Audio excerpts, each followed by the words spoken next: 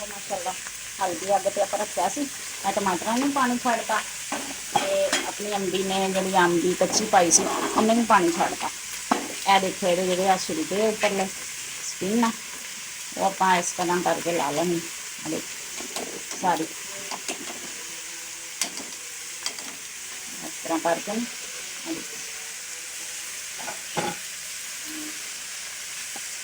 सारी इदा ला लेनी। तो जो नरम हो जाता ना फिर इस तरह करके सारी लथ जाती। देखो सारे टमाटर देते इदा इस तरह आप ला लेंगे।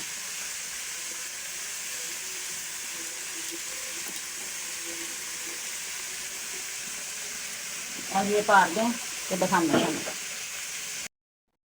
आ एक चम्मच ये आ देखो चीनी का खट्टी मिठी चटनी ये बनानी है। आ देखो यह पानी हो गया।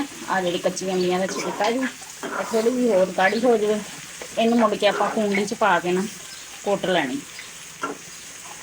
हल्का जहा होर आप गाढ़ी कर लैनी। ये गाढ़ी होंगी आ फिर अगला समान तुम दिखाने दिता सी जो टमाटर अंबियां ते हरिया मिर्चां ते लसन ये देखो ठंडा हो गया। ये इधर कुंडे आ सुक्का धनिया तो गर्म मसाला कुटिया होया ये इन्ना धनिया पा देना आप माशाल्लाह पुदीना देखो इनू आप कुट लेना। कई ग्रैंड कर लेंगे ग्रैंड वाला ना जायका नहीं आता इस तरह करके इन्होंने कुट लेंगे चंगे तरीके इन मैं कुटदी हाँ नाल ही ना ये आ देखो इनू मैं नाल ही आ पा देना ये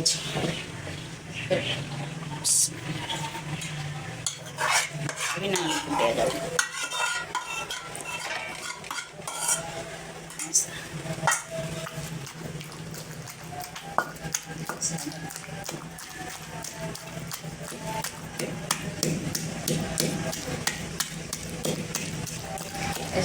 बनाओगे खाओगे देखो दसियो मैंने किन्ने मजे की लगती ना लिए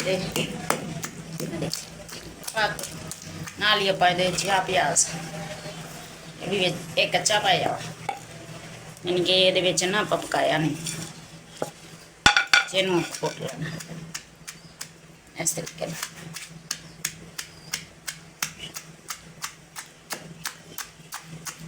जी मैं कुट ली फिर दिखाने मसाला कुट ली आप कच्चे अंब की चटनी देखो माशाल्लाह कितनी सोहनी बन के तैयार हुई। इस तरह तुम भी देसी तरीके बनाओ तो मैंने दसो कमेंट च किस तरह की लगी। कच्चे अंब की चटनी पुदीना धनिया टमाटर लसन सारा कुछ तुम दिखाया सी बनाया तो माशाल्लाह तैयार हो गई अपनी। यह तुम महीना भी रख सकते हैं तो खराब नहीं होगी। तो मेरे यूट्यूब चैनल का नाम है किचन हांडी लाइक भी कर दिया करो सबसक्राइब भी कर दिया करो शेयर भी कर दिया करो। जो लाइक करते शेयर करते उन्होंने बहुत बहुत शुक्रिया। ओके जी अल्लाह हाफिज़।